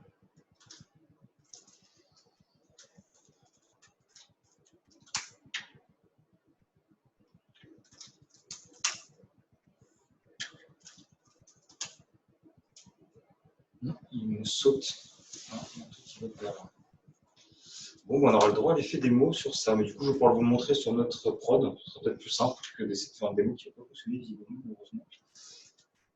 C'est pas grave. Bizarre. Normalement, on devrait les voir passer. C'est pas très normal. Le même mot de passe. Sinon, c'est le même mot de passe que j'ai déployé sur un autre truc. Bon. Et du coup, si je reviens sur le précédent. Ok, par contre, le portail, le fait qu'on voit le portail Air France, ça c'est vraiment la stack qui a été déployée. Ça, c'est vraiment la stack qui a été déployée. Comme on l'a vu, j'ai fait un SQL de app.day1, ça porte sur le serveur sur lequel je me suis connecté. La stack que super. C'est un simple. D'ailleurs, on le voyait avant, on n'arrivait pas à résoudre le domaine. Et Yacine est là, il n'avait pas touché son ordinateur pour déployer un truc en parallèle. Au-delà de cet effet démo, ce que je vais vous montrer, c'est typiquement ce que ça donne, si ça veut bien fonctionner, sur de la prod, aujourd'hui sur une partie de notre service. Donc là, on voit le nombre de sessions et on voit bien qu'il évolue là, à chaque fois que je rafraîchis. Donc là, on a 67 milliards de requêtes qui sont entrantes, celles depuis 140 jours. Connexion rate, on a 2859, 154 connexions simultanées. Et donc ça, c'est ce qui rentre dans la Docker Swarm. Et on voit qu'à chaque fois que je rafraîchis, si on voit bien, donc là, on est à 60, on va regarder ce chiffre-là, hein, le nombre de connexions concurrentes d'ailleurs, c'est aussi intéressant. Hop là. Et on voit que ça continue d'augmenter, 966. L'autre chose qui est intéressante, parce que là, c'est dans, on va dire, là, c'est sur le truc, c'est d'avoir sur RabbitMQ un petit peu les queues et savoir un peu ce qui se passe, et voir le nombre de messages qui sont traités à la seconde. Donc là, on a près 500 messages par seconde sur GOIP, sur authentification 489. Donc là, on est plutôt doux. On voit que le trafic évolue finalement, chaque fois, on éponge. Si jamais on avait des trucs en ready, là, ça voudrait dire que pour l'instant, on a des messages qui sont prêts, mais qui ne peuvent pas être traités parce qu'il n'y a pas de consumer. Et si on avait des messages qui étaient unhacked, que je dis pas de bêtises, qui s'empilaient, qui étaient ready, sans qu'on n'a pas forcément capacité de les traiter, donc ils sont stockés sur le disque et on peut les utiliser. Ils seront consommés une fois que ce sera redéployé. Donc ça, c'est très bien. Il y a deux autres choses. Il y a une chose que je ne peux pas vous montrer, mais une autre chose que je peux vous montrer qui est Grafana. Donc, on a déployé Prometheus. Donc, une solution qui a été initiée, c'est SoundCloud qui est l'origine de ce projet open source. Prometheus, c'est l'équivalent de New Relic ou Grafana. Donc, c'est une solution de monitoring qui fait du white box monitoring, mais aussi avec certains plugins du black box monitoring. Vous voyez bien la différence entre les deux ou pas du tout? Bon, pas trop, donc. C'est très simple. Black box monitoring, c'est tout ce qu'on va pinguer de l'extérieur. On pingue un IP, on pingue un domaine, c'est black box. On a trois ressources. Donc, cette phase qui est c'est le black box monitoring. Le white box monitoring, c'est quand on va mettre des agents à l'intérieur qui vont monitorer le CPU, etc. Les ressources, c'est également ce qui se passe au niveau de l'application. Du coup, ce qu'on va voir, c'est que sur Grafana, donc, Prometheus, c'est une time series database qui propose un alert manager, qui propose différents différents exporteurs, c'est le terme en fait pour collecter des données en white box. Donc on va mettre un petit exporteur qui va se connecter à une base de données pour récupérer des métriques, qui va se connecter à la proxy, qui va se connecter à RabbitMQ, qui va se connecter à vos services, à vos applications, à votre swarm pour pouvoir la monitorer. Et donc derrière, on va pouvoir voir dans un monitoring très détaillé, au-delà des alertes qu'on peut complètement paramétrer via l'Alert Manager Prometheus. On peut dire si j'étends un pic de CPU de plus de 80% pendant plus de 5 minutes, c'est que potentiellement il y a un problème. Et sur certains services ou certaines choses, on pourra mettre des règles plus fines. Par défaut, c'est relativement bien configuré, c'est très facile à mettre en place. Le stack qu'on a n'est pas encore open sourcé, mais je pense qu'on va open sourcer à terme, parce que c'est juste de la configuration de ce qui existe en regroupant des exporteurs pour les services qu'on utilise, pour MongoDB, pour Redis, pour RabbitMQ, pour HAProxy, et bien sûr pour Docker Swarm. Donc là, comme on peut voir, on voit en temps réel, donc je ne sais pas si on voit vraiment beaucoup. On va peut-être changer un peu, mettre ça, on va voir peut-être mieux. L'avantage, c'est quoi? En fait, c'était peut-être mieux de faire ça, parce qu'on peut voir, donc là, j'étais sur les 2 derniers jours, on voit que le trafic n'est pas de. Il y a quelques petits pics au niveau des connexions entrantes et sortantes, ce qui est normal par rapport au trafic. On peut zoomer un petit peu pour voir un peu ce qui se passe sur une time série donnée. Tout ça, ça tape en temps réel et ça se rafraîchit. C'est-à-dire que là, si on repart, je crois qu'il faut que je fasse comme ça. C'est peut-être pas assez pour voir des pics. La dernière heure, c'est pareil, ça reste. Et du coup, on peut changer et dire que c'est toutes les 5 secondes. Et pour tous les services, on peut paramétrer un petit peu ce qui nous intéresse. Donc, en temps réel, là, il y a Prometheus, enfin, des exportateurs qui sont en train de collecter les données de nos différents serveurs, qui le stockent dans une time series database. Et là, on a en fait des dashboards, je vais vous montrer, qui rafraîchissent tout ça en temps réel. Donc, dès qu'il y a un problème, qu'il y a quelque chose, on peut le voir et tout de suite identifier potentiellement quel service a un problème. Là, je vous montre ça, là, c'est les front-end. Derrière, on peut scroller on peut voir le nombre de connexions par service. Donc là, on peut zoomer sur un service en particulier. On peut voir le nombre de sessions, le nombre de sessions actives par service. On peut voir vraiment les requêtes par port, les requêtes. On a vraiment un reporting qui est ultra détaillé. Derrière, tout ça, c'est des données qui peuvent être exploitées avec d'autres choses. Typiquement, vous pouvez l'envoyer sur d'autres systèmes, faire des requêtes, faire des graphes, parce qu'il y a aussi un engine de graphes, et du coup, vous faire des cubes. Il y en a quelques-uns qui sont proposés. Je trouve qu'on n'a pas trop travaillé sur cette solution-là, parce que Grafana nous suffit amplement pour les besoins qu'on a. Si on a d'autres informations, parce que là, HAProxy, parce que ça vous parle en tant que pour un load balancer qui gère du TCP, si on part sur d'autres services, prenons par exemple RabbitMQ. Donc là, on voit que c'est relativement stable, hein, il n'y a pas de même nombre de consommateurs, on a juste des messages qui sont plus ou moins variables en fonction des queues. Les file descriptors, les sockets, la mémoire qui est utilisée par le serveur. On a la même chose avec Redis. Tout ça, encore une fois, ça paraît compliqué. C'est pas si compliqué que ça à comprendre quand on est dedans. Il y a là-dessus, en tout cas d'un point de vue DevOps, c'est pas très compliqué. Le truc qui est plus intéressant, c'est finalement à configurer tout ça. C'est vraiment ultra simple. C'est installer un agent, le connecter, et c'est un stack file à déployer.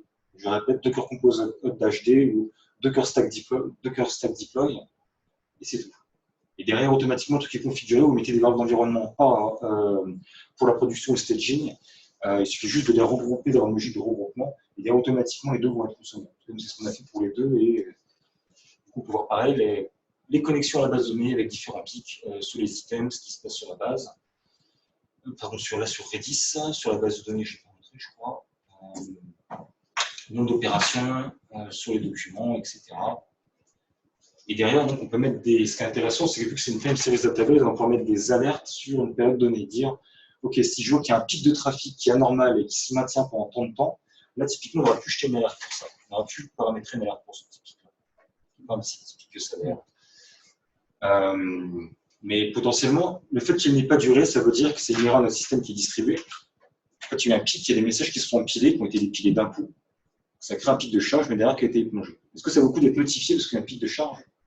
Non. Si on a un pic de charge qui est maintenu, et typiquement, c'est qu'on a potentiellement une ligne de mémoire, c'est potentiellement qu'on a un problème, qu'on se fait spammer, ou qu'on a une attaque D2, qu'importe, on pourra le détecter et facilement mettre des alertes par rapport à ça. En termes de sémantique, les alertes ne sont pas trop compliquées à mettre en place. Il faut juste savoir ce qu'on veut monitorer. Mais généralement, encore une fois, les trucs par défaut, c'est ce qu'on utilise pour la plupart.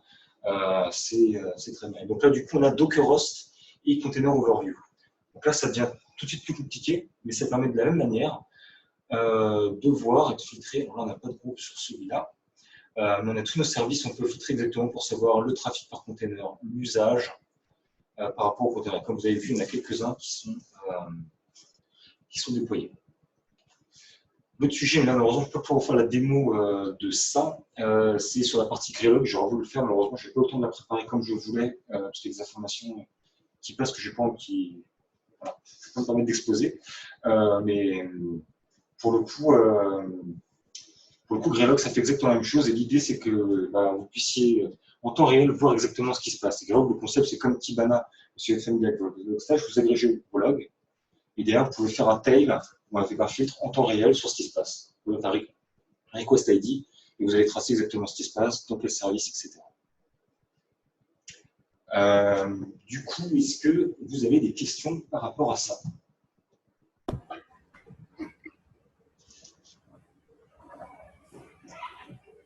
Christophe, est-ce que tu as des questions?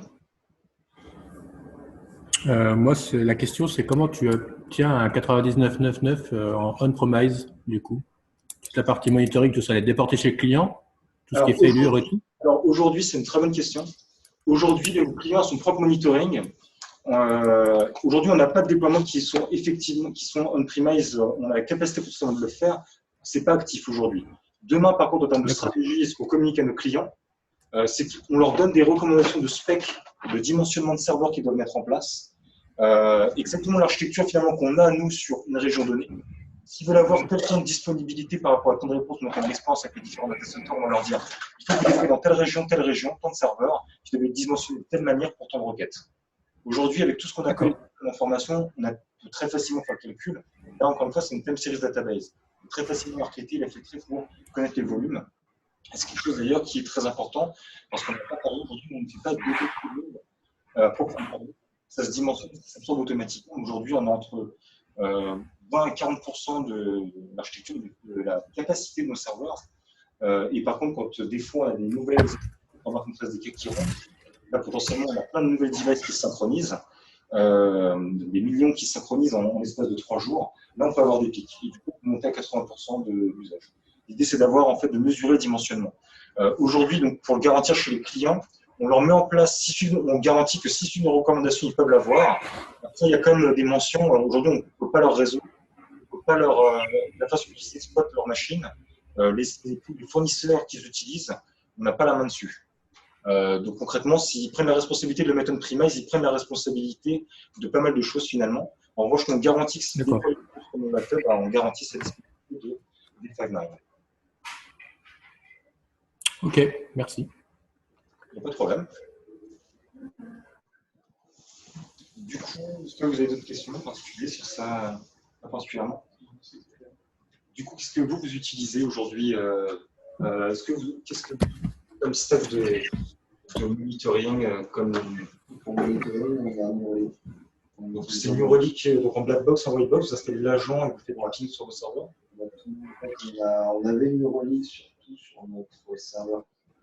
Il n'y en a plus, il faut déjà l'appliquer.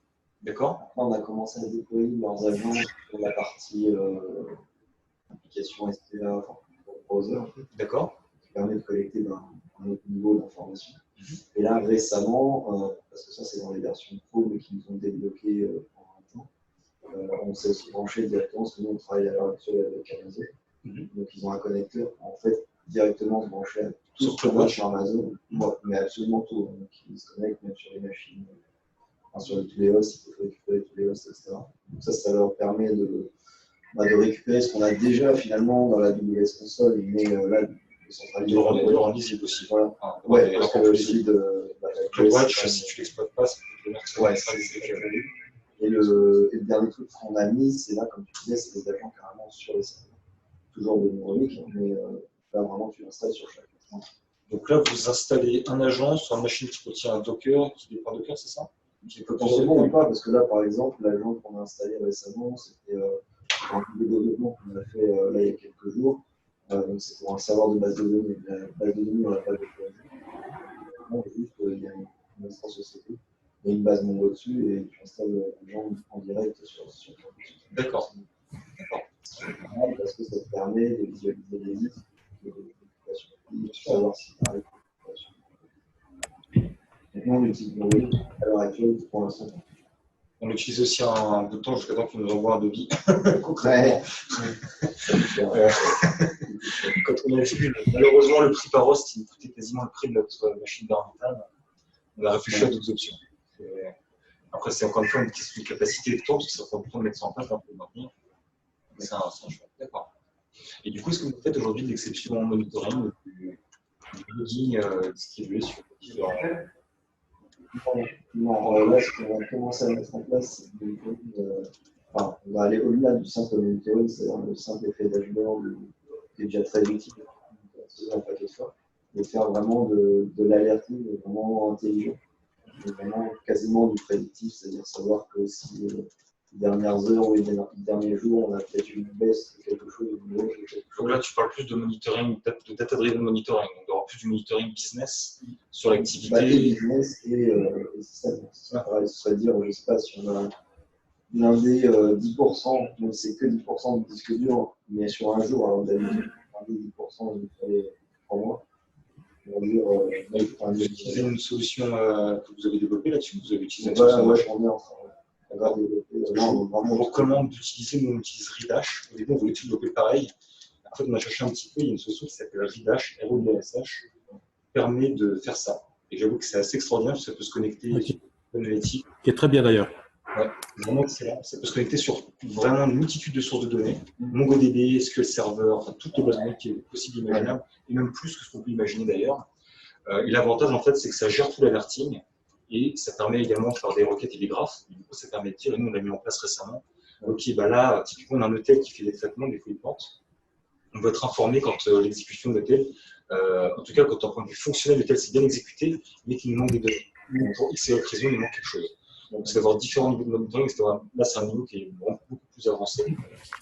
Bon, ça dépend après des perspectives. On va voir ce qu'on va avoir sur le business et après sur le système, mais généralement, les deux sont très corrélés. En tout cas, je vous recommande vraiment, parce qu'au début, nous voulions vraiment développer notre truc nous-mêmes. Et bon, vous savez, les films de développement, c'est un truc qui est vraiment maintenu par la communauté. Il y a plein d'exemples, c'est bien fourni, vraiment super intéressant. Encore une fois, c'est cloud et c'est open source. Donc, vous pouvez le déployer avec un stat file en déploiement. C'est ça tout à l'heure. C'est vrai que là, on n'avait pas regardé cette partie-là.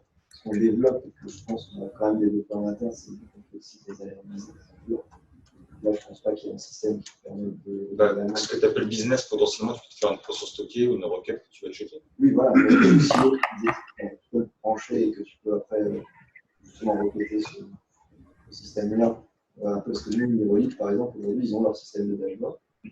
On se connecte sur une appli en ligne, c'est du cloud, mais ils ont aussi une partie où toutes les données finalement qui fournissent sous forme de dashboard fait maison par eux, ils permettent de les récupérer aussi. Ouais, tout à fait. Là, c'est intéressant d'avoir de juste en fait peut-être développer sa partie dashboarding et alerting, pas au sens complet, mais juste la partie de développement. D'accord. Il faut être prudent, enfin moi, après c'est par expérience, il faut être prudent avec ça parce que ça peut être quelque chose qui est très consommateur. Et la question du jour après, c'est assez mieux que moi. C'est le choix entre le business et s'il devrait développer une solution potentiellement qui ne sera pas aussi bien que ce que vous espériez, mais qui peut potentiellement répondre aux besoins. Et je sais que là-dessus, on a beaucoup de fois, on a eu que c'est cool et tout, c'était sympa, on a eu la tentation de vouloir le faire.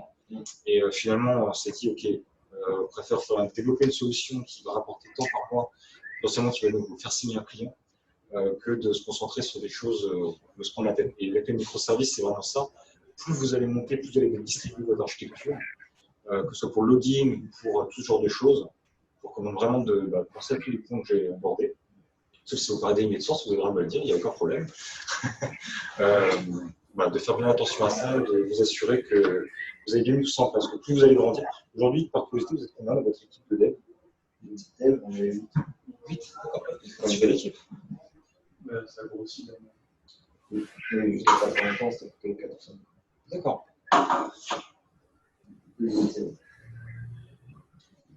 Et toi, Christophe, de ton côté, qu'est-ce que tu utilises comme solution de logging, de monitoring, ce genre de choses? Alors, pour le métier, on utilise Redash, très bien. D'accord. C'est vraiment un bel outil. Je suis tout à fait d'accord avec toi. Du coup, on a certaines requêtes qu'on injecte dans InfluxDB, de Redash dans InfluxDB pour avoir le métier. Et ensuite, pour la partie serveur, on a Telegraph et Capacitor pour l'alerting. D'accord, ok. Intéressant. Je jamais de retour Si vous connaissez, en fait, ça permet de faire aussi des scripts. Les scripts sont super simples à mettre. Donc, effectivement, Telegraph, il fait la collecte de données des serveurs ou CloudWatch et nous consolide ça dans InfluxDB, pardon. Ouais. Et Capacitor, on lui donne les règles, comme tout outil. Et le gros avantage, c'est qu'on commence à avoir en fait à croiser sur Grafana les graphes que tu as là, mais avec des graphes métiers, style un peu comme là ce que tu as, client versus CPU versus RAM, pour essayer de croiser et effectivement d'alerter avant. C'est typiquement une étape à laquelle on aimerait arriver, mais à laquelle on n'est pas encore. Ça, j'avoue, ok, c'est intéressant. Telegraph, nous non plus, mais on a voilà, Grafana, l'outil, moi je trouve nickel. Mais c'est vrai qu'on n'a pas utilisé Prometheus parce que je ne connaissais pas. On a plutôt utilisé la couche, la stack InfluxDB, Telegraph et Capacitor. D'accord, c'est intéressant. Parce qu'on avait essayé d'autres choses avant, on avait essayé Sensu, on avait essayé pas mal. On a essayé New Relic, Datadog, après on a essayé Sensu parce qu'on s'est dirigé plus sur des solutions open source, que les prix étaient un peu. En tout cas, on n'a pas réussi à avoir des bons accords commerciaux. Et du coup, Sensu, c'était pas mal, mais on avait quand même des problématiques parce qu'il y avait des alertes. Et notamment pour faire les règles, c'était quand même assez compliqué. Et du coup, quand on était sur Sensu, on envoyait sur du. D'accord, c'est intéressant, je te remercie pour ton retour.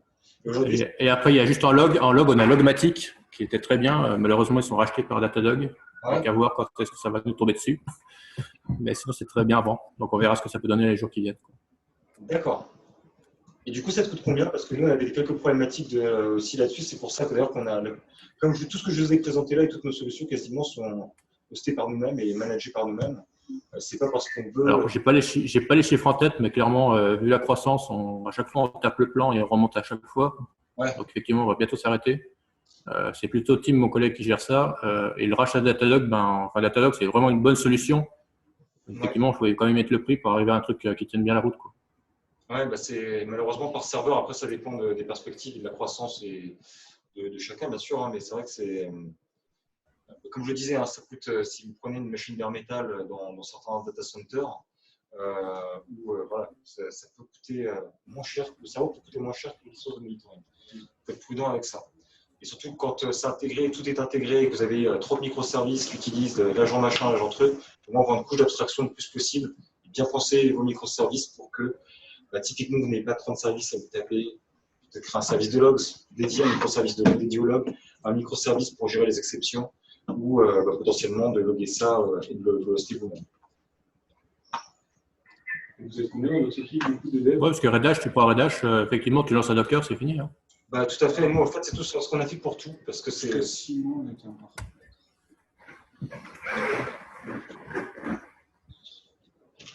On a une équipe à près de 15 personnes.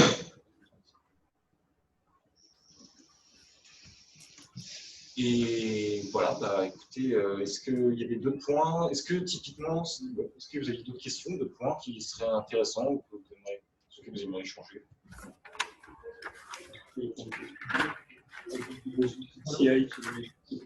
Aujourd'hui, on utilise CircleCI, mais en fait, on a pas mal de problèmes. C'est très bien pour démarrer. Je pense qu'on va repartir encore une fois sur du hosté. Plus ça va, parce que d'une part, on acquérit parce que c'est encore une fois un Docker Compose à lancer. Et surtout en termes de performance, on a pas mal de problèmes. On a pas mal de problèmes, mine de rien. Pas comparé du Jenkins, c'est juste un délire. Je ne sais pas si c'est pour Data Center ou exactement le problème. Du coup, aujourd'hui, on utilise CircleCI pour répondre à ta question. Et pourquoi CircleCI? Parce que c'est les seuls qui, jusqu'à il y a 1 an et demi, supportaient de faire de l'intégration continue iOS. Et aujourd'hui, on va changer de stratégie. On va déployer plus en container, mais déployer sur des farms de devices. C'est pourquoi on va choisir AWS ou Google pour faire tester notre SDK de terminal. Vous utilisez quoi, vous, comme CircleCI? GitLab CI. Ah, GitLab, c'est excellent, GitLab. Moi, je suis pas fan, mais À GitLab, moi j'ai très bon, pareil que par rapport à GitLab, bon, c'était comme un cloud, j'ai très bon retour. Derrière, justement, ça marche super bien. Surtout, ce qui est intéressant, c'est que derrière, tu peux croiser avec Prometheus et remonter tes data de développement sur tes déploiements. Il y a un super article qu'ils ont publié sur le sujet qui permet vraiment d'avoir, à chaque fois que tu déploies une nouvelle version, tes stats, de la consommation CPU en mémoire. Et ça, c'est important. C'est dans les dernières versions, je trouve que c'est intégré dedans. Après, je vous avoue que moi, je l'ai déployé, mais on l'utilise pas.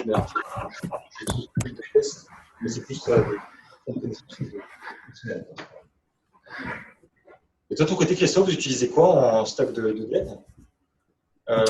Pour l'instant, on a Sémaphore parce qu'on avait, un plan avec eux. Mais on n'est pas fan non plus parce que très limité en termes d'assets et stockage. D'accord. Du coup, on ne peut pas garder beaucoup de versions et on se pose la question justement, est-ce qu'on passe sur du GitLab ou du Travis ou autre? D'accord. Mais là, en fin octobre, on n'a plus de sémaphore, donc il faut qu'on trouve une solution. Ah oui. D'accord. Effectivement, oui, c'est maintenant. D'accord. C'est ça. Julien, si tu as adressé tous les points. Moi, j'ai adressé tous mes points. Moi, je voudrais déjà te remercier parce que j'ai trouvé que c'était une session top. Hein, donc, je pense qu'on n'a pas beaucoup applaudi dans cette session, dans cette salle de la Coupe. Bravo. Donc, merci beaucoup. Moi, j'ai appris plein de trucs. Voilà, parce que là, vraiment, tu as fait, malgré tout, quand même un deep dive assez pointu sur certaines choses. Prenez d'abord les concepts de manière généraliste et on va vraiment sur des points de détail qui sont importants. Pour tous ceux qui veulent justement aller dans le microservice, dans le déploiement de containers, dans l'uniforme, par exemple, et dans le monitoring, donc c'est top. Donc, merci à toi. Je vais vous proposer de mettre fin à ce workshop. Vous êtes libre, bien sûr, c'est votre espace, donc vous restez dans les espaces de coworking. Moi, j'ai un petit call à faire une trentaine de minutes, mais après, je reviens. Et puis, si vous voulez continuer à papoter un petit peu après, autour d'un soft, ou une bière à côté, on verra. On peut faire ça tout à l'heure. Voilà. Et puis désolé pour Christophe, hein, tu nous rejoindras virtuellement ou pas, je sais pas. C'est un plaisir de te rencontrer, Christophe. Alors. Voilà. Ouais, pas de souci, mais je peux ouvrir une bière aussi à distance. Ouais, on peut faire ça. C'est ce que j'ai fait avec une startup la dernière fois aussi et ça a bien marché. Voilà. Merci en tout cas. Juste un dernier point avant que vous partiez. Je vais mettre la présentation sur. Alors en fait, si tu veux bien nous la passer. Je vais mettre la présentation sur je la passe. Non, je veux bien que tu nous la passes. Et puis nous, on va utiliser les accès gracieux que Tiki nous ont mis à disposition pour la distribuer. Ah, très bien, parfait. bonne idée. Très bonne idée. Super. Très bien. Merci à tous. Merci à tous.